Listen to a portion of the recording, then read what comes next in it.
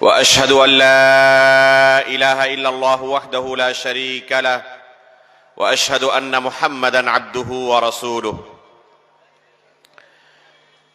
या अय्युहल्लज़ीना आमनुत्तक़ुल्लाहा हक़्क़ तुक़ातिह व ला तमूतुन्न इल्ला व अंतुम मुस्लिमून या अय्युहन्नासुत्तक़ू रब्बकुमुल्लज़ी ख़लक़कुम मिन नफ्सिन वाहिदा व ख़लक़ मिनहा ज़ौजहा वबस्स मिनहुमा रिजालन कसीरन व निसाअ वत्तक़ुल्लाह अल्लज़ी तसाअलून बिही वल अर्हाम इन्नल्लाहा कान अलैकुम रक़ीबा या अय्युहल्लज़ीना आमनुत्तक़ुल्लाहा वक़ूलू क़ौलन सदीदा युस्लिह लकुम अअमालकुम व यग़फिर लकुम ज़ुनूबकुम व मन युतिइल्लाह व रसूलहु फ़क़द फ़ाज़ फ़ौज़न अज़ीमा अम्मा बअद फ़इन्न अस्दक़ल हदीस किताबुल्लाह व अहसनल हदी हदी मुहम्मदिन सल्लल्लाहु अलैहि वसल्लम व शर्रल उमूरि मुहदसातुहा व कुल्ल मुहदसतिन बिदअह व कुल्ल बिदअतिन ज़लालह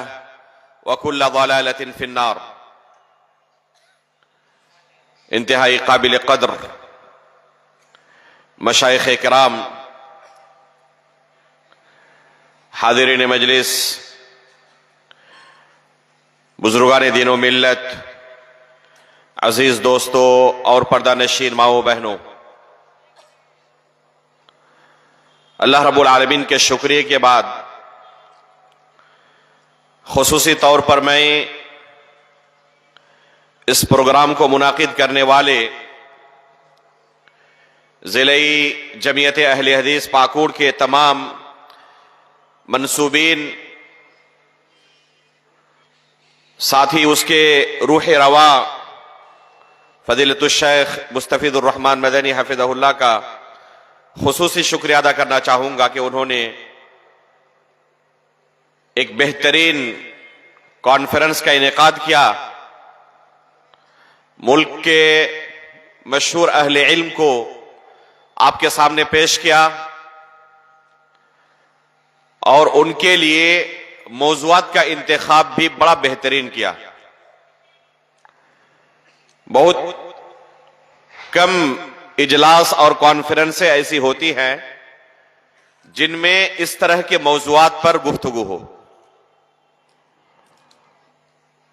तो इस हुस्न इंतखाब के लिए मैं खुसूसी तौर पर इस जमीयत के नाज़िम और उनके तमाम साथियों को दिल की गहराइयों से मुबारकबाद पेश करता हूं। अल्लाह रब्बुल आलमीन इन्हें मज़ीद तौफीक अता फरमाए और दूसरे मुंतज़िमीन को भी इसी नक्शे कदम पर दावती उमूर को अंजाम देने की तौफीक अता फरमाए। मोहतरम हाज़िरीन, मुझे जो मौजू दिया गया है अभी आपने सुना, फ़िरक़े इस्लामिया और तहरीकात, अकायद, अफकार और नुक़सानात। यानी इस उम्मत के अंदर कितने फ़िरक़े पाए जाते हैं, वक्तन फ़वक्तन हमारे सामने जो तहरीकात उठती रहती है, तो इनके अकायद व अफकार क्या हैं और दीन इस्लाम के लिए ये किस कदर नुकसानदेह है। इंशाअल्लाह ये जो मुख्तसर वक्त है इसके अंदर इसकी थोड़ी सी तफसील आपके सामने पेश करने की कोशिश करूंगा। मोहतरम हाज़िरीन,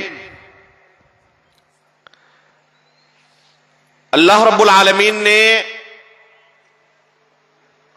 हम बनी नौ इंसान की हिदायत के लिए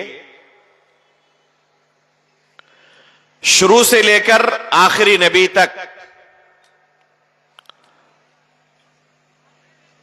दो तरीके नाजिल किए ताकि लोग इस तरीके की इत्तिबा करके हिदायत का रास्ता हासिल कर ले। पहला तरीका यह था कि अल्लाह रब्बुल आलमीन ने किताब नाजिल की, और दूसरा तरीका यह कि इस किताब की, इस शरीयत की तशरीह के लिए, इस शरीयत की तालीम के लिए अल्लाह रब्बुल आलमीन ने अंबिया इकराम को भेजा। ये अंबिया इकराम दुनिया में आने के बाद एक लंबी मुद्दत तक लोगों के दरमियान जिंदगी गुजारकर उन्होंने अल्लाह रब्बुल आलमीन की शरीयत सिखाई, जिसकी आखिरी कड़ी हमारे प्यारे रसूल मुहम्मदुर रसूलुल्लाह सल्लल्लाहु अलैहि वसल्लम है, जिन्होंने 23 साल की एक लंबी मुद्दत लोगों के दरमियान गुजारी और अपने सहाबा को अल्लाह के रसूल सल्लल्लाहु अलैहि वसल्लम ने अल्लाह रब्बुल आलमीन की तरफ से जो शरीयत नाजिल हुई थी, तफसील के साथ मुकम्मल शरीयत की तालीम दी। अल्लाह के रसूल सल्लल्लाहु अलैहि वसल्लम जब इस दुनिया से रुखसत हुए, यह दीन मुकम्मल हो चुका था। अल्लाह के रसूल सल्लल्लाहु अलैहि वसल्लम जब इस दुनिया से रुखसत हुए तो अल्लाह के रसूल अपने सहाबा तक यह दीन पहुंचा चुके थे। अपनी आखिरी जिंदगी में हज्जतुल विदा के मौके पर मैदान अराफात में अल्लाह के रसूल सल्लल्लाहु अलैहि वसल्लम ने सहाबा इकराम की जम्मी गफीर के सामने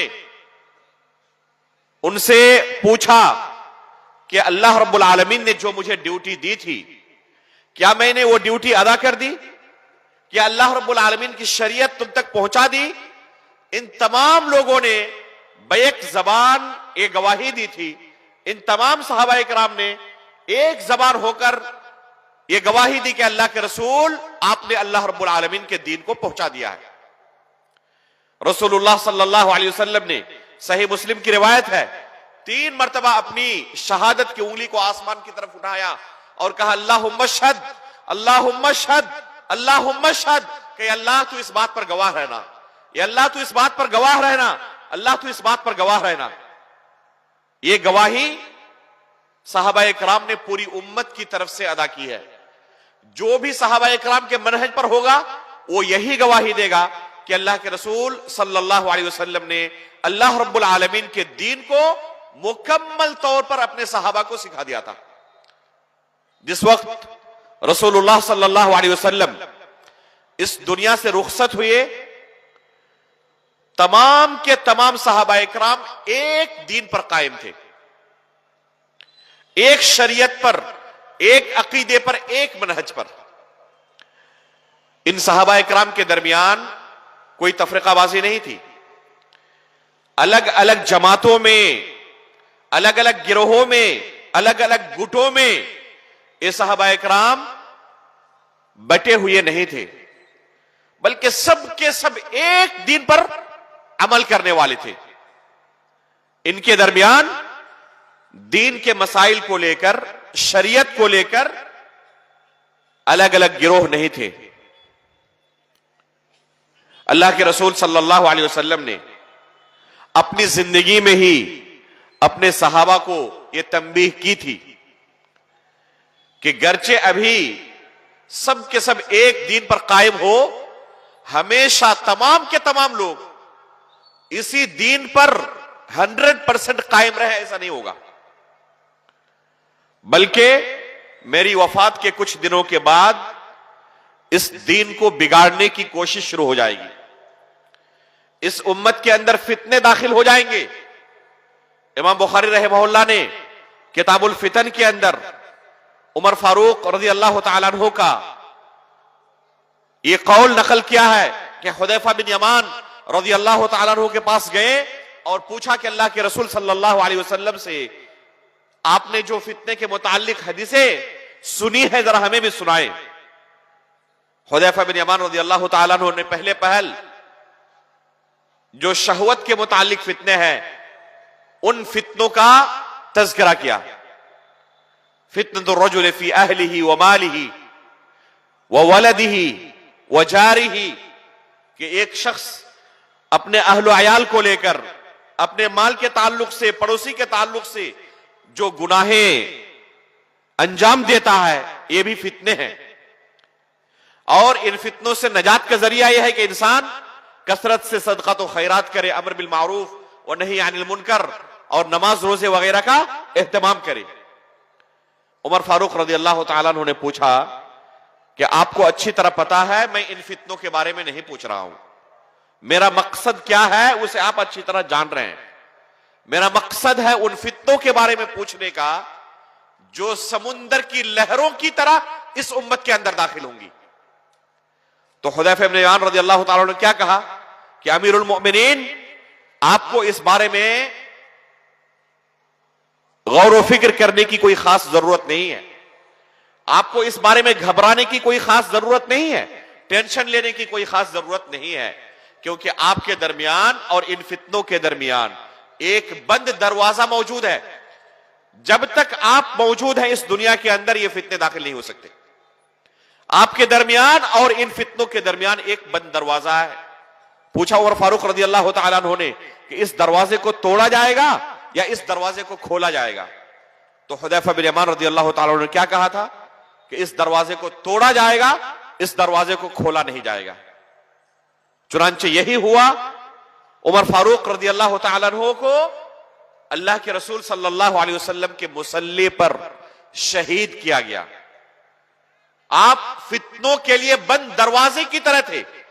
जब तक उमर फारूक रज़ी अल्लाह तआला अन्हु इस दुनिया में मौजूद रहे, किसी की हिम्मत नहीं हुई कि इस दीन के अंदर बिदअतें दाखिल करें, इस दीन को बिगाड़ दें।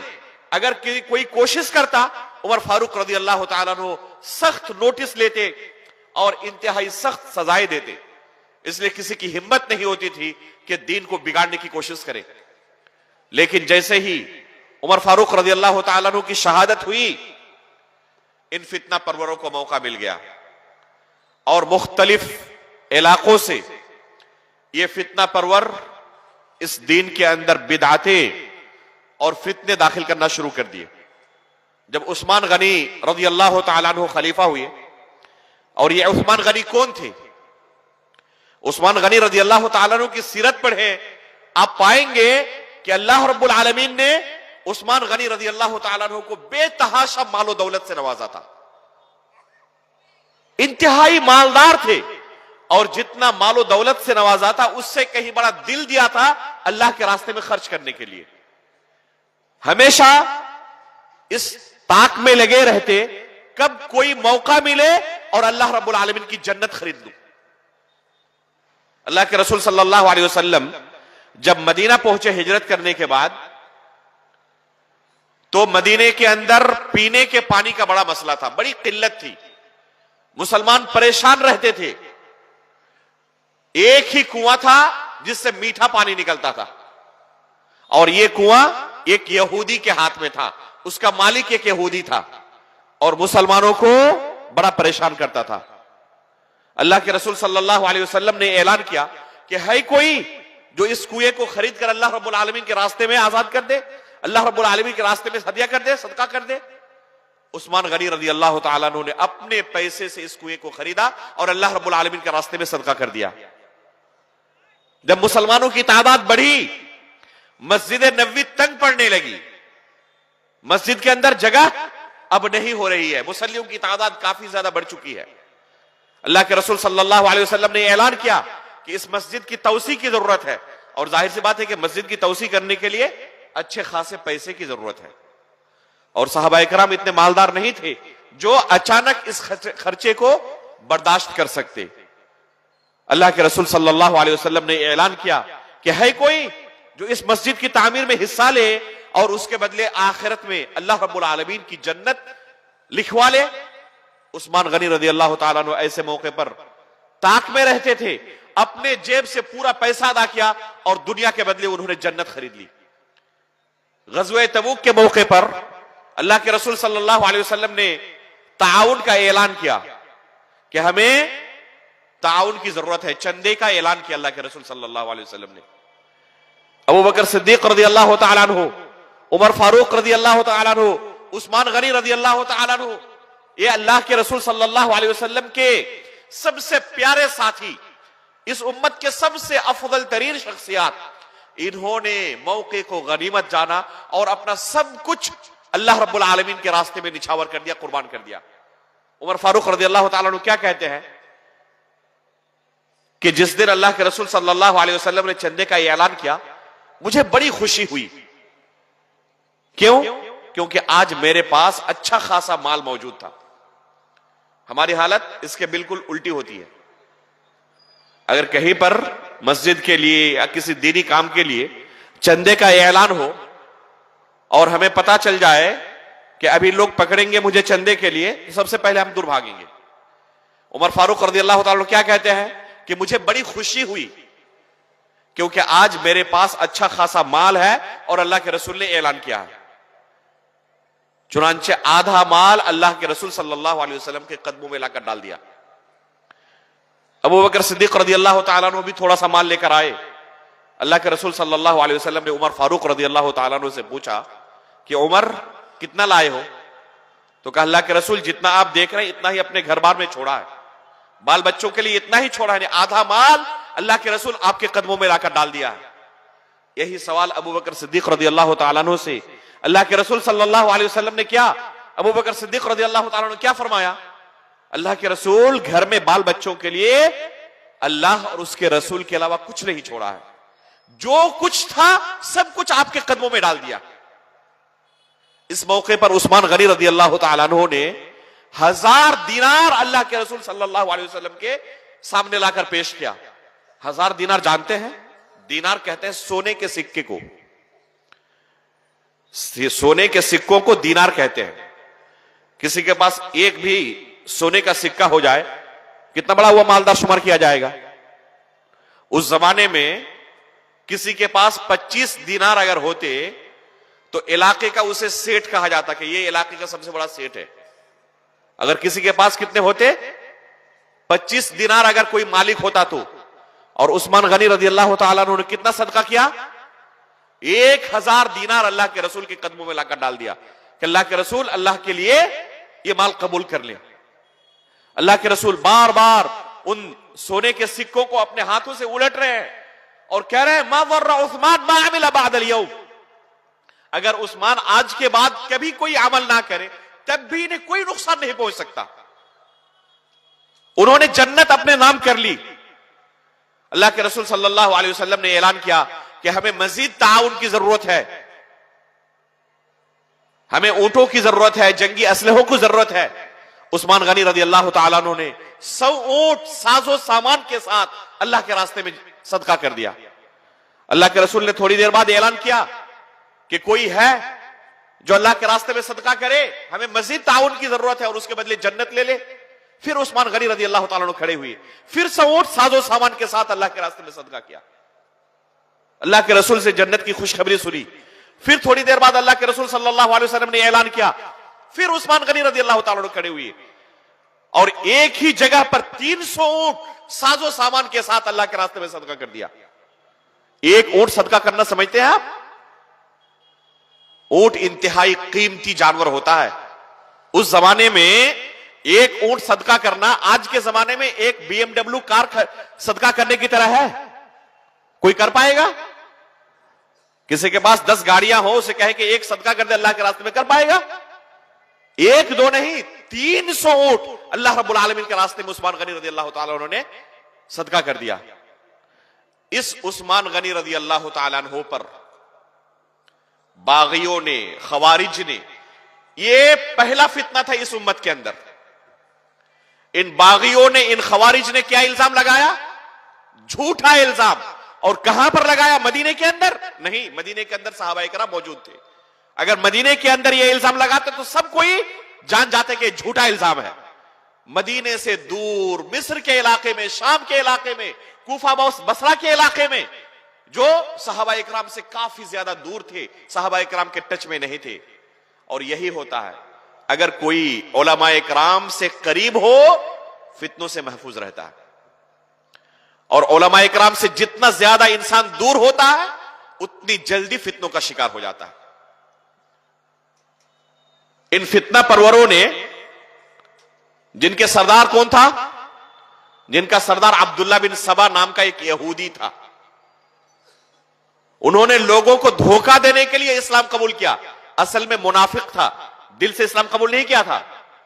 लोगों को धोखा देने के लिए कलिमा ला इलाहा इल्लल्लाह का इजहार किया और जाकर दूर दराज के इलाकों में, जहां के लोग सहाबाए किराम से टच में नहीं थे, दूर थे, उलमा इकराम के टच में नहीं थे, दीनी तालीम से दूर थे, वहां पर जाकर उस्मान गनी रजी अल्लाह तआला अन्हु पर झूठे इल्जामात लगाना शुरू किया। किस चीज का इल्जाम लगाया? माल के अंदर गबन का, माल हड़पने का, कि हमारे जो अभी बादशाह हैं, हमारे जो अमीरुल मोमिनीन हैं, ये माली खियानत कर रहे हैं। अल्लाह के बंदो, जिस शख्स ने अपनी पूरी जिंदगी अपना माल अल्लाह के रास्ते में लुटा दिया हो, उनसे तवक्को की जा सकती है कि वो अपना पेट भरने के लिए दूसरों का माल खाएंगे? जो जिंदगी भर अपने माल के जरिए अल्लाह रब्बुल आलमीन की जन्नत खरीदते रहे, वो दूसरों का माल हराम तरीके से खाकर जहन्नम जाना चाहेंगे? लेकिन जो इस हकीकत से वाकिफ नहीं थे, इन खवारिज, इन बागियों, इन फितना परवरों के इस चाल में फंस गए और उस्मान गनी रजी अल्लाह तआला अन्हु के खिलाफ उन्होंने खुरूज व बगावत शुरू कर दी। यहां तक के मदीना आने के बाद उस्मान गनी रजी अल्लाह तआला अन्हु को कत्ल तक कर डाला। यह वो जमाना है जब इस उम्मत के अंदर सबसे पहले फितना दाखिल हुआ है। इन खवारिज ने सहाबा इकराम से बदजन करने के लिए और लोगों के दीन को बिगाड़ने के लिए एक अहम हथियार इस्तेमाल करना शुरू किया। वो क्या था? अल्लाह के रसूल सल्लल्लाहु अलैहि वसल्लम की तरफ झूठी हदीसों की निस्बत करने का।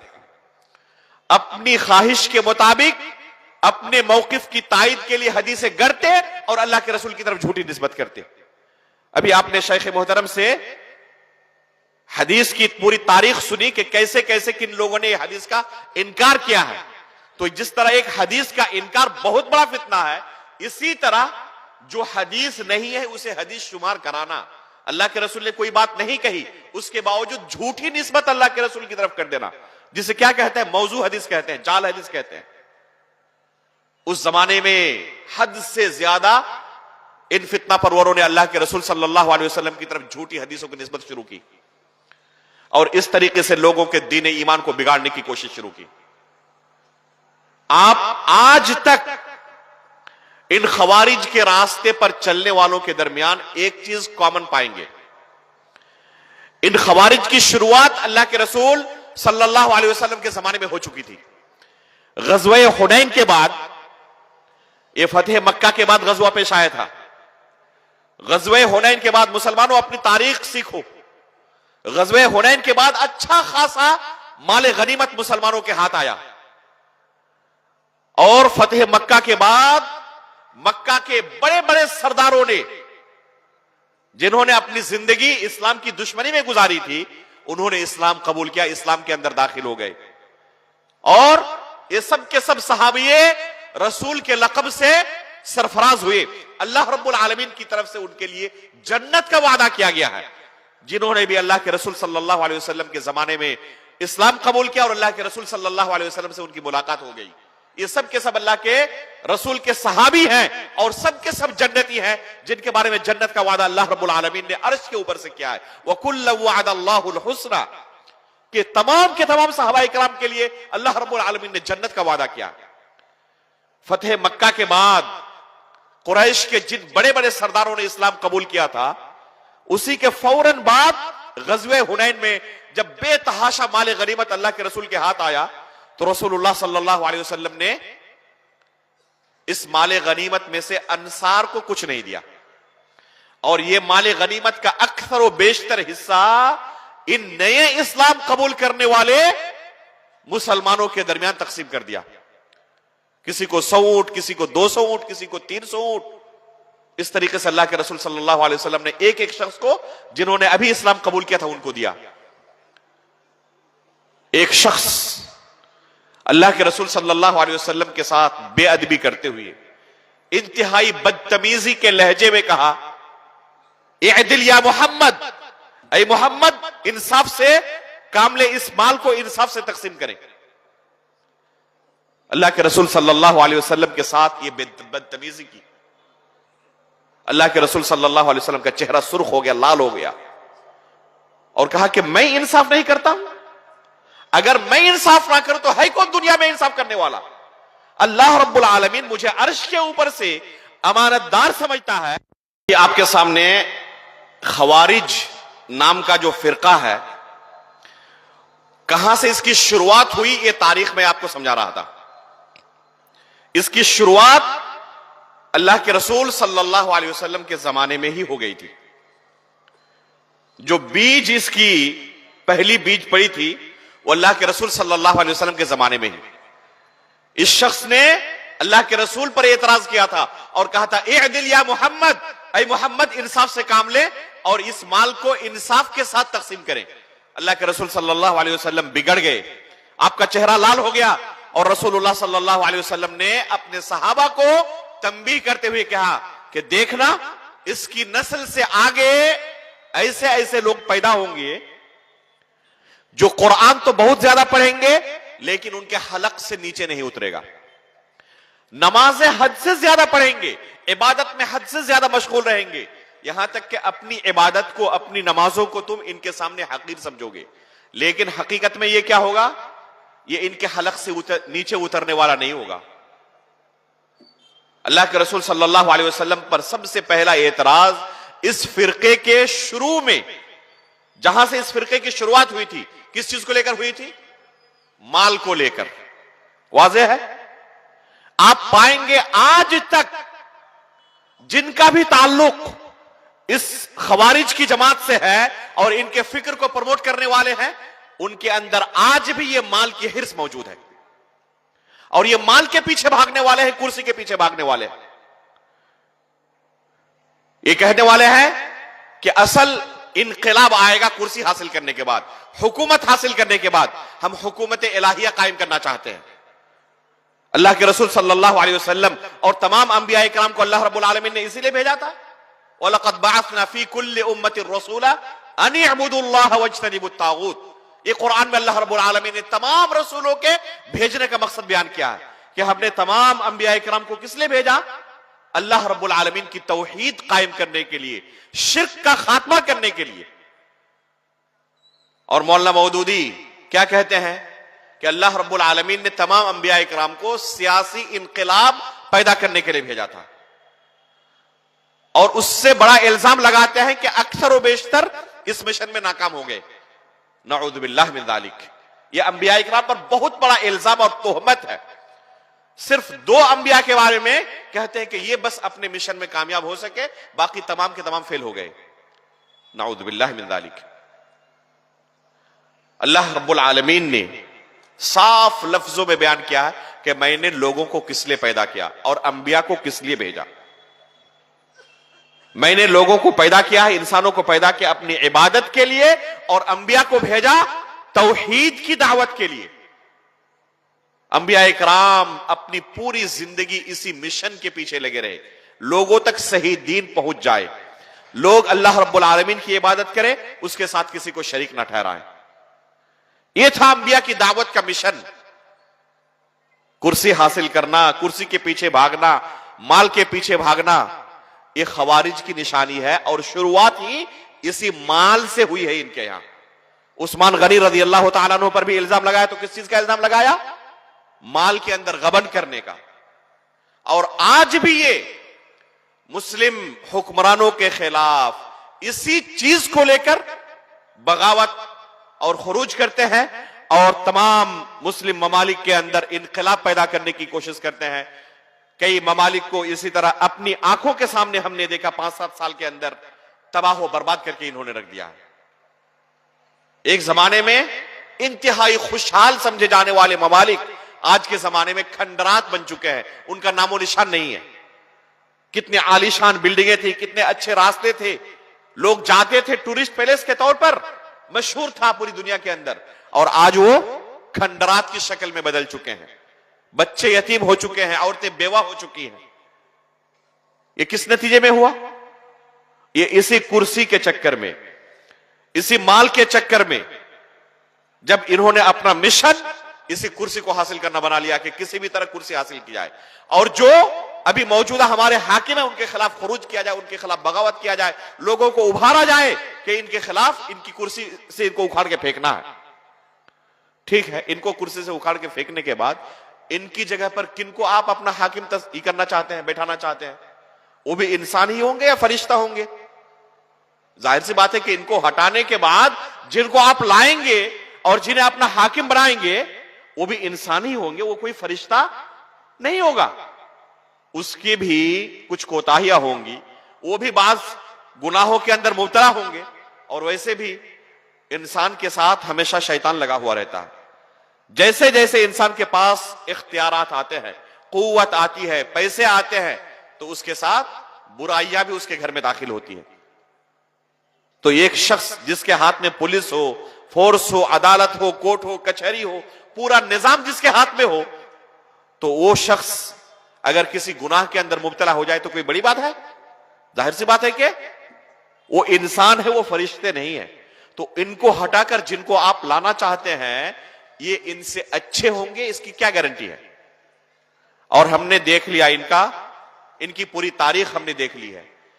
ये खुलाफाए राशिदीन तक से राजी नहीं हो सके, उस्मान गनी रजी अल्लाह तआला अन्हु तक से राजी नहीं हो सके, अली बिन अबी तालिब रजी अल्लाह तआला अन्हु तक से राजी नहीं हो सके, सहाबी रसूल मुआविया रजी अल्लाह तआला अन्हु से राजी नहीं हो सके। तो जब सहाबा इकराम से, खुलाफाए राशिदीन से ये राजी नहीं हो सके, तो आज के दौर के हुक्मरानों से राजी हो जाएंगे? ये मुमकिन ही नहीं है कि आज के दौर के हुक्मरानों से राजी हो जाए। इनकी तारीख में, इनकी खमीर में हमेशा यही खुरूज व बगावत मौजूद है, और जहां कहीं ये रहते हैं वहां पर इसी तरह खुरूज व बगावत करके लोगों के अंदर फितना व फसाद फैलाते हैं, कत्लो खुरेजी बढ़ाते हैं, और यहां पर इस तरह अमन व आमन को गारत कर देते हैं। अफसोस की बात यह है कि हमारे मुल्क के अंदर ऐसे हजरात के लिटरेचर्स पढ़ने वाले नौजवान बेशुमार हैं, खुसूसन असरी इदारों में पढ़ने वाले, स्कूलों कॉलेजों में पढ़ने वाले। ऐसे लोगों के लिटरेचर्स के दिलदादा होते हैं, ऐसे लोगों की तकरीरें सुनते हैं, ऐसे लोगों की किताबें पढ़ते हैं, और उसी फिक्र के अंदर आहिस्ता आहिस्ता ढल जाते हैं, और उनको लगता है कि सबसे बड़ा काम जिसलिए अल्लाह रब्बुल आलमीन ने हमें पैदा किया वो क्या है? इनके नजदीक सबसे बड़ा काम है किसी तरह खिलाफत कायम करना। और खिलाफत कायम करने के लिए क्या करना पड़ेगा? अब वही एक रास्ता इन्हें नजर आता है कि फितना और फसाद फैलाना पड़ेगा और हुकूमत अपने कब्जे में लेनी पड़ेगी। अल्लाह के बंदो, अल्लाह रब्बुल आलमीन ने अंबिया इकराम को इसलिए नहीं भेजा था। यह अल्लाह रब्बुल आलमीन की तरफ से एक इनाम है कि अल्लाह रब्बुल आलमीन की शरीयत पर लोग अगर अमल करेंगे तो अल्लाह रब्बुल आलमीन खुद उन्हें यह मकाम व मर्तबा अता कर देंगे। अल्लाह के रसूल सल्लल्लाहु अलैहि वसल्लम की मक्की जिंदगी को देखें। रसूलुल्लाह सल्लल्लाहु अलैहि वसल्लम ने अपनी पूरी मक्की जिंदगी के अंदर दुश्मनों के हर तरह के मुसीबतों का सामना किया। सहाबाए किराम की तादाद मक्का के अंदर जिस वक्त अल्लाह के रसूल सल्लल्लाहु अलैहि वसल्लम ने हिजरत किया था, सहाबाए किराम की एक तादाद बन चुकी थी। ऐसा नहीं कि अल्लाह के रसूल अकेले थे, अल्लाह के रसूल सल्लल्लाहु अलैहि वसल्लम के साथ सहाबाए किराम की एक तादाद बन चुकी थी। उस पोजीशन में आ चुके थे कि अगर इन पर कोई जुल्म सितम करे तो कम से कम किसी एक दो को तो खत्म कर ही दे। लेकिन अल्लाह के रसूल सल्लल्लाहु अलैहि वसल्लम ने कभी इजाजत दी? कभी इजाजत नहीं दी। उन्हें सब्र की तलकीन करने के लिए कहा, अल्लाह रब्बुल आलमीन से दुआएं करने के लिए कहा, अल्लाह रब्बुल आलमीन की शरीयत पर अमल करने के लिए कहा। अगर फिर भी बर्दाश्त ना हो सके तो यह नहीं कहा कि उनके खिलाफ तुम उतर जाओ मैदान के अंदर, बल्कि यह कहा कि अगर तुम बर्दाश्त नहीं कर सकते तो इस जमीन को छोड़कर चले जाओ और हिजरत करके मुल्क हबशा की तरफ या फिर बाद में मदीने की तरफ। लेकिन अल्लाह के रसूल सल्लल्लाहु अलैहि वसल्लम को उस वक्त तक इन जालिमों के खिलाफ जंग की इजाजत नहीं मिली जब तक के मुसलमानों के अंदर वो कुव्वत नहीं आ गई कि इनका मुकाबला कर सके। अल्लाह के रसूल सल्लल्लाहु अलैहि वसल्लम की सीरत बिल्कुल वाज़ेह है इस बाब में, लेकिन रसूलुल्लाह सल्लल्लाहु अलैहि वसल्लम की तालीमात की खिलाफ वर्जी करके इस उम्मत के अंदर, जैसे कि अल्लाह के रसूल सल्लल्लाहु अलैहि वसल्लम ने पेशीन गोई की थी कि मेरी इस उम्मत के अंदर 73 फिरके होंगे, सबके सब जहन्नमी होंगे सिवाय एक फिरके के, एक जमात के। तो चंद दिनों के बाद ही ये फिरके जाहिर होना शुरू हो गए थे। अभी हमने कहा खवारिज के फिरके के बारे में जिसकी शुरुआत अल्लाह के रसूल सल्लल्लाहु अलैहि वसल्लम के जमाने में हो चुकी थी। अभी हमने कहा आपके सामने अल्लाह के रसूल सल्लल्लाहु अलैहि वसल्लम की तरफ झूठी हदीसों की निस्बत करने के बारे में कि बेशुमार लोग ऐसे पैदा हो चुके थे जो हदीसों की झूठी निस्बत अल्लाह के रसूल सल्लल्लाहु अलैहि वसल्लम की तरफ करते थे। इसी तरह एक और जमात पैदा हुई सहाबा इकराम के जमाने में, वो है रवाफिज की जमात। ये कौन सी जमात थी? जब अल्लाह के रसूल सल्लल्लाहु अलैहि वसल्लम की वफात हुई, अबू बकर सिद्दीक रज़ियल्लाहु ताला अन्हु बिल इजमा, तमाम सहाबा इकराम के इजमा से खलीफा बनाए गए। एक भी सहाबी ऐसे नहीं थे जिन्होंने अबू बकर सिद्दीक रज़ियल्लाहु ताला अन्हु की खिलाफत पर एतराज किया। एक भी सहाबी ऐसे नहीं थे, सब ने बिल इजमा अबू बकर सिद्दीक रज़ियल्लाहु ताला अन्हु को अल्लाह के रसूल का खलीफा तस्लीम किया और उनके हाथ पर बैयत की। लेकिन अब्दुल्ला बिन सबा नाम का यहूदी, जिसके बारे में अभी थोड़ी देर पहले हमने बताया आपको कि कैसे उस्मान गनी रज़ियल्लाहु ताला अन्हु के खिलाफ लोगों को भड़काया, यहां तक के उस्मान गनी रज़ियल्लाहु ताला अन्हु का कत्ल कर डाला था। इसने लोगों के जहन में एक जहर और भरा। वो जहर क्या था कि अल्लाह के रसूल सल्लल्लाहु अलैहि वसल्लम के बाद अली बिन अबी तालिब रज़ियल्लाहु ताला अन्हु को खलीफा बनना चाहिए था। और ये झूठा प्रोपेगेंडा फैलाया कि अल्लाह के रसूल सल्लल्लाहु अलैहि वसल्लम ने अपनी जिंदगी में ही इसकी वसीयत कर दी थी। हालांकि ये झूठी रिवायत है। अभी हमने कहा ना कि अपने मकसद को पूरा करने के लिए इन्होंने अल्लाह के रसूल सल्लल्लाहु अलैहि वसल्लम की तरफ झूठी हदीसों की निस्बत करनी शुरू की। उनमें से झूठी हदीस क्या है कि अल्लाह के रसूल सल्लल्लाहु अलैहि वसल्लम ने अपनी वफात से पहले तमाम सहाबा इकराम को जमा करके गदीर खुम के मौके पर, उस चश्मे पर, जब हज से अल्लाह के रसूल वापस आ रहे थे, रास्ते में तमाम सहाबा इकराम को जमा करके अल्लाह के रसूल ने कहा कि मेरे बाद अली रज़ियल्लाहु ताला अन्हु खलीफा होंगे। ये झूठा इल्जाम अल्लाह के रसूल पर लगाया इन जालिमों ने और कहा कि अबू बकर सिद्दीक रज़ियल्लाहु ताला अन्हु को सहाबा इकराम ने अपना खलीफा तस्लीम करके अल्लाह के रसूल सल्लल्लाहु अलैहि वसल्लम की इस वसीयत की नाकदरी की है, बेहुरमती की है। और अल्लाह के रसूल सल्लल्लाहु अलैहि वसल्लम की वसीयत ना मानने की वजह से ये सब के सब सहाबा इकराम जिन्होंने अबू बकर सिद्दीक को अपना खलीफा माना था, ये सब के सब काफिर हो चुके। नऊज़ु बिल्लाहि मिन ज़ालिक। चुनांचे इन्होंने लोगों के जहन में ये भरा कि ये सहाबा इकराम काफिर हैं। क्यों? क्योंकि अल्लाह के रसूल की वसीयत को इन्होंने नहीं माना। अल्लाह के रसूल ने वसीयत की थी अली रज़ियल्लाहु ताला अन्हु मेरे बाद खलीफा होंगे, और इन्होंने अबू बकर सिद्दीक को अपना खलीफा मान लिया। नऊज़ु बिल्लाहि मिन ज़ालिक। ये झूठ है अल्लाह के रसूल सल्लल्लाहु अलैहि वसल्लम की तरफ। कभी भी अल्लाह के रसूल सल्लल्लाहु अलैहि वसल्लम ने ऐसी बात नहीं की थी। अगर ऐसी बात की होती तो खुद अली रज़ियल्लाहु ताला अन्हु क्यों अबू बकर सिद्दीक रज़ियल्लाहु ताला अन्हु के हाथ पर बैयत करते? खुद आले बैत में से तमाम के तमाम हजरात अबू बकर सिद्दीक रज़ियल्लाहु ताला अन्हु के हाथ पर क्यों बैयत करते? ये रवाफिज है जो अबू बकर सिद्दीक रज़ियल्लाहु ताला अन्हु को, उमर फारूक रज़ियल्लाहु ताला अन्हु को गालियां देते हैं, इन पर लानतें भेजते हैं अपनी नमाजों के अंदर, और ये अकीदा रखते हैं कि जहन्नम के सबसे निचले गड्ढे में अबू बकर सिद्दीक और उमर फारूक रज़ियल्लाहु ताला अन्हु होंगे। अम्मा आयशा रज़ियल्लाहु ताला अन्हा पर ज़िना की तोहमत लगाते हैं। अगर सहाबा इकराम के बारे में और इस उम्मत के सबसे अफजल सहाबा इकराम के बारे में उनका यह अकीदा हो, तो आपको और हमें ये मुसलमान समझ सकते हैं? ये फिलिस्तीन को आजाद कर सकते हैं? जिनके अकीदे में कहीं मस्जिद अक्सा का तज़किरा ही नहीं है। रवाफिज के अकीदे में मस्जिद अक्सा की कोई हुर्मत नहीं है, जिनके अकीदे के अंदर ही इसका कोई तज़किरा नहीं, वो मस्जिद अक्सा को यहूद से आजाद कराएंगे। लेकिन अफसोस की बात यह है कि मुस्लिम उम्मह में से कुछ ऐसे बदनसीब और महरूम किस्म के लोग हैं जो इन रवाफिज की बात में आ जाते हैं और इन्हें अपना दोस्त और रहनुमा शुमार करने लगते हैं और सोचते यह है कि यही हकीकत में उम्मत मुस्लिमा के सबसे बड़े खैर का है। हालांकि उम्मत मुस्लिमा के सबसे बड़े अगर कोई दुश्मन है तो यही रवाफिज है। आप देख लें, सीरिया के अंदर बशार अल असद ने, एक अकेले बंदे ने सुन्नियों पर वो जुल्म और सितम का कहर ढाया है जो पूरी दुनिया की तारीख में दुश्मनों ने मुसलमानों को इतना नुकसान नहीं पहुंचाया था जितना इस एक बंदे ने सुन्नी मुसलमानों पर जुल्म और सितम का कहर ढाया है। पूरी इस्लामी तारीख के अंदर आप नहीं पाएंगे कि दुश्मनों ने मुसलमानों को इतना नुकसान पहुंचाया। तो ये मुसलमानों के कट्टर दुश्मन है, इनसे ये तवक्को नहीं रखी जा सकती कि ये मुसलमानों की खैर खाही के लिए काम करेंगे और ये मस्जिद अक्सा को आजाद कराने के लिए कोशिश करेंगे।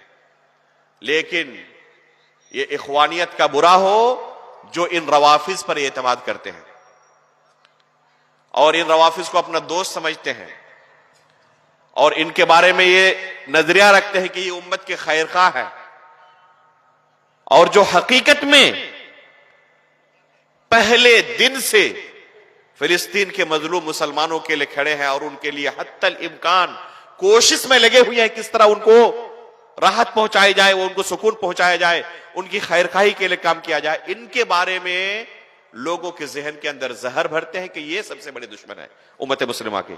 और इस वक्त जो मुसलमानों की अबतरी है, बदहाली है, उसकी सबसे बड़ी वजह ये मुस्लिम ममालिक है और ये अरब ममालिक है। इसकी वजह से ही पूरी दुनिया के अंदर ये मुसलमानों की हालत है। तो मेरे भाइयों, ये अफकार और ये तहरीकात जो उठती हैं, उलमाए कराम के साथ जुड़कर हमें इन फितनों को समझने की जरूरत है। अगर हम इन फितनों को नहीं समझेंगे तो इनके साथ मिलकर खुद अपनी दुनिया भी बर्बाद करेंगे, आखिरत भी बर्बाद करेंगे।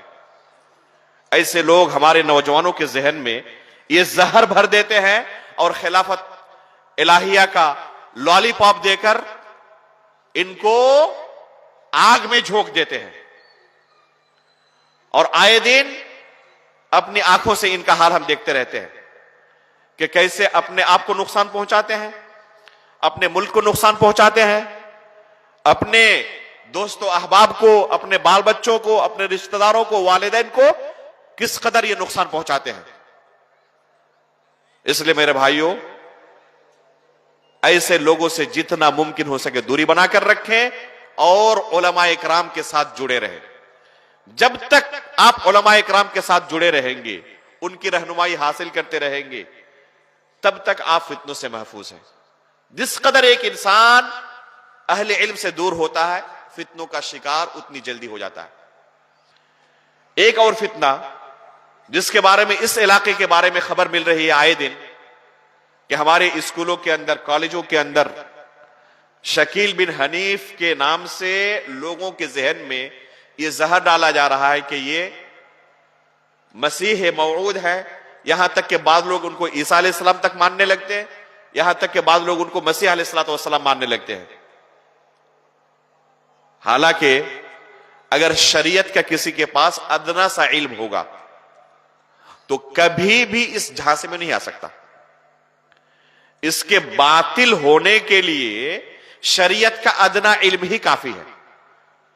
इसके बुतलान के लिए किसी इल्मी दलील की जरूरत नहीं है। लेकिन अफसोस की बात यह है कि आज हमारे स्कूलों कॉलेजों के अंदर पढ़ने वाले जो नौजवान हैं, वो दीन से इतने दूर जा चुके होते हैं कि शरीयत की बुनियादों से भी गाफिल होते हैं। और कोई आकर इनको दीन के नाम पे लूटता है तो बहुत जल्दी उसके शिकार हो जाते हैं। मेरे भाइयों, शकील बिन हनीफ के फितने में मुबतला होना और उसे ईसा अलैहिस्सलाम मानना या मसीह मौऊद मानना अपनी आखिरत को बर्बाद करना, यह अकीदे के बुनियादी मसाइल में से है। एक इंसान अमली तौर पर अगर किसी कोताही का शिकार रहे और उसका अकीदा सही सालिम हो तो नजात मिल सकती है। लेकिन किसी का अकीदा बिगड़ जाए, किसी का मनहज बिगड़ जाए, तो गर्चे अमल के अंदर बहुत ज्यादा आगे बढ़ा हुआ हो, इन अमाल की अल्लाह रब्बुल आलमीन के पास कोई कीमत नहीं अगर आपका अकीदा सही सालिम नहीं है। अकीदा ये जिस्म के अंदर रूह की हैसियत रखता है। जैसे ये आपका पूरा जिस्म है ना, अगर पूरा जिस्म सही सालिम रहे और रूह ना रहे तो इस जिस्म की कोई कीमत है? ये जिस्म मुर्दा है, फिर इसे दफन कर दिया जाएगा। लेकिन अगर जिस्म के अंदर कहीं पर कुछ चोट लग गई है, कहीं कट गया है, कहीं पर दर्द है, कहीं पर और कुछ है, लेकिन रूह बाकी है, तो फिर इस जिस्म की कीमत है। तो अकीदा तमाम आमाल खैर के अंदर वही हैसियत रखता है जो रूह को पूरे जिस्म के अंदर हासिल है। इसलिए मेरे भाई, अकीदे से, अपने मनहज से कभी कंप्रोमाइज ना करें। आप देखेंगे सहाबा इकराम की सीरत पढ़ ले, सलफ़े सालिहीन की सीरत पढ़ ले, इस अकीदे की हिफाजत के लिए उन्होंने अपना सब कुछ कुर्बान कर दिया। वो बशर थे, इंसान थे, उनसे भी चंद गुनाहे सरजद हुई, लेकिन अकीदे के मामले में उनके सामने पूरी दुनिया की दौलत रखी गई, इसके बावजूद भी कबूल नहीं किया। उन्हें तरह तरह के जुल्म सितम से टॉर्चर किया गया, इसके बावजूद भी अपने अकीदे से कंप्रोमाइज करना गवारा नहीं किया। इमाम अहमद इब्न हंबल रहमहुल्लाह की आप सीरत पढ़े, उन्हें इतना ज्यादा मारा गया, इतना ज्यादा टॉर्चर किया गया, जल्लाद मारते मारते थक जाता, लेकिन इमाम अहमद इब्न हंबल रहमहुल्लाह टस से बस नहीं होते। उन्हें सिर्फ इस अकीदे का पाबंद करने की कोशिश की गई कि इतना कह दो, कुरान अल्लाह का कलाम नहीं है, बल्कि अल्लाह की मखलूकात में से एक मखलूक है। आज बहुत सारे नौजवानों से आप पूछे कि कुरान के बारे में हमारा क्या अकीदा होना चाहिए, आप शायद 99% जवाब ही ना पाए, कुछ नहीं जानते। कुरान के बारे में हमारा अकीदा क्या होना चाहिए पता ही नहीं है लोगों को। मखलूक कहें तो क्या खराबी लाजिम आएगी, गैर मखलूक कहें तो क्या खराबी लाजिम आएगी, अल्लाह ताला की सिफात है, इसका क्या माना है, हमारे ये नौजवान जानते ही नहीं। अल्लाह के फजलो करम से पूरा इलाका अहले हदीस है, लेकिन हम अपने अकीदे से, अपने मनहज से इस कदर गाफिल है और इस बाब में खिदमत भी ना के बराबर हुई है हकीकत में। इस वजह से कोई भी शख्स कोई फितना लेकर खड़ा हो और हमारे नौजवानों को, हमारे लोगों को उस फितने के अंदर मुब्तला करना चाहे तो आसानी के साथ ये उस फितने में मुब्तला हो जाते हैं। वजह क्या है? क्योंकि सही अकीदा क्या होना चाहिए इसे पता ही नहीं है। जब सही अकीदे का इल्म नहीं होगा तो गलत अकीदा उसके सामने पेश किया जाएगा तो कैसे कबूल नहीं करेगा वो। इमाम अहमद इब्न हंबल रहमहुल्लाह को कोड़े बरसाए गए इस अकीदे को कबूल करने के लिए। आज किसी को 10 रुपया देके देखें, फौरन कह देगा कि हाँ कुरान अल्लाह का मखलूक है, कोई हर्ज नहीं है। क्यों? क्योंकि उसे अकीदे की अहमियत का इल्म नहीं है अव्वलन, और दूसरा कि इसको कहने से क्या फर्क पड़ जाता है, वो इसे मामूली समझता है। और इसकी हकीकत क्या है, उसने अपने अकीदे के अंदर क्या बिगाड़ पैदा कर लिया उसे पता ही नहीं है। इमाम अहमद इब्न हंबल रहमहुल्लाह को जेलों के अंदर डाला गया, सलाखों के अंदर जकड़ा गया, जंजीरों के अंदर जकड़ा गया, सलाखों के पीछे रहे, पूरा जिस्म लहूलहान हो जाता था। सिर्फ मुखालिफ ये सुनना चाहते थे उनकी जबान से, आप इकरार कर ले कि कुरान अल्लाह का कलाम नहीं है, कुरान मखलूक है, बस इकरार कर ले, आपको फौरन छोड़ देंगे। लेकिन आखिरी सांस तक उन्होंने इस कुफरिया अकीदे को कबूल करना गवारा नहीं किया। सलफ़े सालिहीन इस बारे में मुत्तफिक थे, बेशुमार उलमा इकराम ने इस बारे में इजमा नकल किया है कि अगर कोई शख्स कुरान को मखलूक कहे, कोई शख्स यह अकीदा रखे कि कुरान अल्लाह का कलाम नहीं मखलूक है, तो काफिर हो जाएगा, वो मुसलमान बाकी नहीं रहेगा। गर्चे नमाज पढ़े, रोजा रखे, हज करे, ज़कात दे, तमाम नेक अमाल करता रहे, लेकिन उसका कुरान के बारे में क्या अकीदा हो कि कुरान अल्लाह का कलाम नहीं बल्कि ये मखलूक है, इस अकीदे के रखने की वजह से वो काफिर हो जाएगा। बल्कि इब्न अबी हातिम रहमहुल्लाह इजमा नकल करते हैं तमाम सलफ़े सालिहीन का कि ऐसे शख्स को अगर कोई काफिर ना समझे तो वो भी काफिर हो जाएगा। इस कदर खतरनाक अकीदा रखने वाला एक गुमराह फिरका पैदा हुआ था उस जमाने में, किस नाम से? जहमिया के नाम से। जहमिया के नाम से एक गुमराह फिरका पैदा हुआ। इस फिरके ने अल्लाह रब्बुल आलमीन की तमाम सिफात का इनकार कर दिया। अल्लाह रब्बुल आलमीन के अस्मा और सिफात के बारे में हमारा वही अकीदा होना चाहिए जो अल्लाह के रसूल सल्लल्लाहु अलैहि वसल्लम के सहाबा इकराम का था, जो अल्लाह के रसूल ने अपने सहाबा को दीन सिखाया था, जो अकीदा सिखाया था। अगर वही अकीदा हमारा हो, वही दीन हमारे पास हो, कब्र के अंदर जब हमें पूछा जाएगा वमा दीनु, अगर वही दीन हमने पेश किया जो अपनी अमली जिंदगी के अंदर 60 साल 70 साल गुजार कर हम जाएंगे, कब्र के अंदर पहुंचेंगे, फरिश्ते हमसे सवाल करेंगे वमा दीनु, तुम्हारा दिन क्या था? तो आपने जिस अकीदे पर अपनी जिंदगी गुजारी है, यही अकीदा पेश करेंगे कब्र के अंदर। इस अकीदे का अगर सहाबा इकराम के अकीदे से मेल हो जाए, मैच कर जाए, तो बहुत बड़ी सआदत की बात है आपके लिए। और सहाबा इकराम का जो अकीदा था, अगर वो अकीदा आपका ना हो और आप वो अकीदा पेश करें, अल्लाह रब्बुल आलमीन के पास ये बिगड़ा हुआ दीन, ये बातिल अकीदा काबिल कबूल नहीं होगा।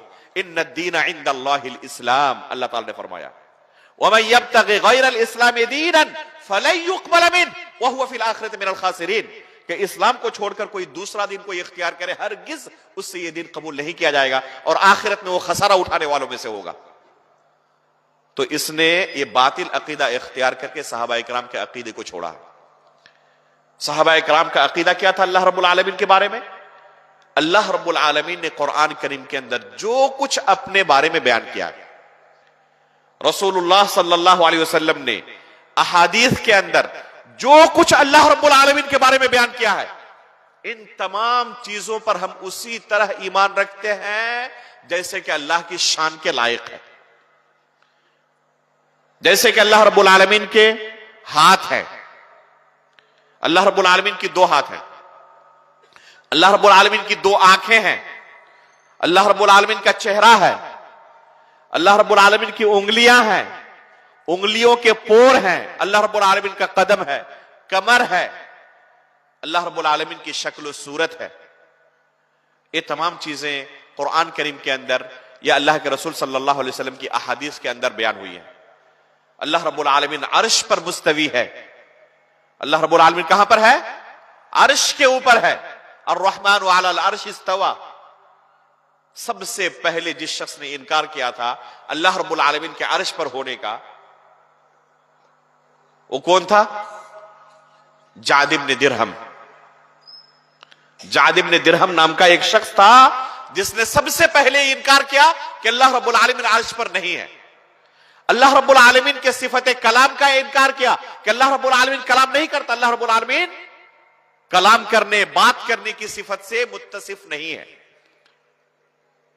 अगर किसी इंसान की खूबी आप बयान करें और कहें आप कि वो बोल नहीं सकता, वो सुन नहीं सकता, वो हरकत नहीं कर सकता, वो पकड़ नहीं सकता, वो आ नहीं सकता, जा नहीं सकता, इस तरह उसकी तमाम सिफात का इनकार कर दें, तो ये उसकी खूबी होगी या उसकी बुराई होगी? अगर किसी के बारे में आप कहें कि वो बोल नहीं सकता है, वो देख नहीं सकता है, वो सुन नहीं सकता है, वो हरकत नहीं कर सकता है, वो चल नहीं सकता है, वो आ नहीं सकता है, जा नहीं सकता, कुछ नहीं कर सकता वो, तो उसकी ये सबसे बड़ी बुराई होगी। जहमिया ने अल्लाह रब्बुल आलमीन के बारे में यही अकीदा रखा। जाद इब्न दिरहम ने अल्लाह रब्बुल आलमीन के बारे में यह अकीदा लोगों के दरमियान प्रचार किया कि अल्लाह रब्बुल आलमीन कलाम नहीं करता है, अल्लाह रब्बुल आलमीन अर्श पर नहीं है। उस जमाने में इराक के जो गवर्नर थे, उन्होंने साहबा ताबईन से, उलमाए ताबईन, तबे ताबईन से मशवरा किया और फिर इस शख्स पर हुज्जत कायम की गई। और हुज्जत कायम करने के बाद भी जब यह नहीं माना, अपने इस बातिल अकीदे से रुजू नहीं किया, तो लोगों के मजमे में उसे ईद के दिन कत्ल किया था। यह अकीदे की अहमियत जान लें कि इस बातिल अकीदे की वजह से ताबईन, तबे ताबईन के जमाने में किबार उलमा उस जमाने में जो मौजूद थे सलफ सालिहीन के, उनके तमाम मुत्तफिका फैसले से इस शख्स को कत्ल किया गया था। इसका बुनियादी अकीदा क्या है? अल्लाह रब्बुल आलमीन की सिफात का इनकार है कि अल्लाह रब्बुल आलमीन इस सिफत से मुत्तसिफ नहीं, इस सिफत से मुत्तसिफ नहीं। आप मौलाना मौदूदी की तफसीर पढ़ें, आप पाएंगे कदम कदम पर मौलाना मौदूदी ने अल्लाह रब्बुल आलमीन की सिफात के बारे में वही अकीदा बयान किया है जो इस गुमराह फिरके का अकीदा है। आप ऐसे शख्स की तफसीर पढ़ें, ऐसे शख्स के लिटरेचर्स पढ़ें, तो आपके दीन का क्या होगा इससे आप अंदाजा लगा सकते हैं। जिस शख्स को सही अकीदे के बारे में कोई इल्म नहीं, वो ऐसे लोगों की किताबों से दीन सीखना चाहता है, तो अल्लाह रब्बुल आलमीन के बारे में क्या अकीदा लेकर जाएगा कब्र के अंदर? जब उसको पूछा जाएगा मर रब्बुक, तो उसी रब का वो तज़किरा करेगा जो रब अल्लाह रब्बुल आलमीन के बारे में, जिस रब के बारे में उसने अकीदा रखा था दुनिया के अंदर। और उसका अकीदा क्या था? सहाबा इकराम का अकीदा कितना था? उसका अकीदा जाद इब्न दिरहम के अकीदे की तरह था, जहम इब्न सफवान के अकीदे की तरह था, फिरक़े जहमिया की तरह और फिरक़े अशाइरा की तरह उसका अकीदा था। अगर इसी तरह बातिल अकीदे के साथ उसने अपनी जिंदगी गुजारी है तो जाहिर सी बात है कि अल्लाह रब्बुल आलमीन के बारे में वही अकीदा कब्र के अंदर पेश करेगा, और यह अकीदा अल्लाह रब्बुल आलमीन के यहां काबिल कबूल नहीं होगा। खुलासा कलाम है कि इन तमाम फितनों से, इन तमाम गुमराहियों से नजात का बस एक ही तरीका है, जो सलफ सालेहीन का मनहज था, इस मनहज को हम लाजिम पकड़ें। अब्दू अलैहा बिन नवाजिस, अल्लाह के रसूल सल्लल्लाहु अलैहि वसल्लम ने फरमाया था कि डार के दांत से उसे मजबूती के साथ थामे रहना। तो इसी तरह इसी मनहज सलफ को डार के दांत से मजबूती के साथ थामे रहेंगे, तब इस फितने से और इस गुमराही से हम नजात पाएंगे, वरना हमारा हाल वही होगा जो इन गुमराह फिरकों का हुआ है, और हमारी दुनिया भी तबाह होगी, आखिरत भी तबाह होगी। ये ऐसा गुमराह कुन और तबाह कुन अकीदा है कि अगर कोई शख्स इसी बातिल अकीदे पर वफात पा गया तो आखिरत में उसे नजात नहीं मिल सकती है। लेकिन अगर अकीदे की उसने हिफाजत कर ली, उसका अकीदा सही सालिम रहा, वही अकीदा इख्तियार किया जो अल्लाह के रसूल ने अपने सहाबा को सिखाया था, और उसी पर उसकी वफात हो गई। गर्चे आमाल के अंदर कुछ कोताहियां थी, बशरी तकादे के तहत कुछ लग़ज़िशें हुई, तो अल्लाह रब्बुल आलमीन इन कोताहियों को चाहे तो डायरेक्ट माफ करके उसे जन्नत में दाखिल करे, और चाहे तो अल्लाह रब्बुल आलमीन उसके गुनाहों के बकदर उसे सजा दे। लेकिन अगर अकीदे तौहीद पर उसकी वफात हुई है तो यकीनन उसे जन्नत मिलेगी, वो जन्नत से महरूम नहीं हो सकता। तो इसलिए मेरे भाइयों, इन फितनों से अपने आप को बचाएं, मनहज सलफ को लाजिम पकड़े। और ये मनहज सलफ कहां मिलेगा आपको? सलफी उलमा के पास, जो बगैर किसी डर के, बगैर किसी खौफ के, डंके की चोट पर लोगों को अल्लाह के रसूल सल्लल्लाहु अलैहि वसल्लम का लाया हुआ दीन सिखाते हैं, सलफ सालिहीन के मनहज से जोड़ते हैं। ऐसे लोगों से आप जुड़े रहे, उनके दुरूस में शिरकत करें, ऑनलाइन हो ऑफलाइन हो। अगर ऐसे लोगों से आप दीन सीख रहे हैं तो बहुत बड़ी नेमत में आप जिंदगी गुजार रहे हैं। मजीद इसमें कोशिश जारी रखें। अल्लाह रब्बुल आलमीन से हम दुआ करते हैं कि अल्लाह रब्बुल आलमीन मजीद हमें इन सल्फी उलमाए किराम के साथ जुड़ने की और इनसे दीन सीखने की तौफीक अता फरमाए। अल्लाह रब्बुल आलमीन हर तरीके के फितनों से हमें महफूज रखे। अल्लाह रब्बुल आलमीन ईमान की हालत पर हमारी वफात फरमाए, नबीयीन, सिद्दीकीन, शुहदा व सालिहीन के साथ हमारा हश्र फरमाए।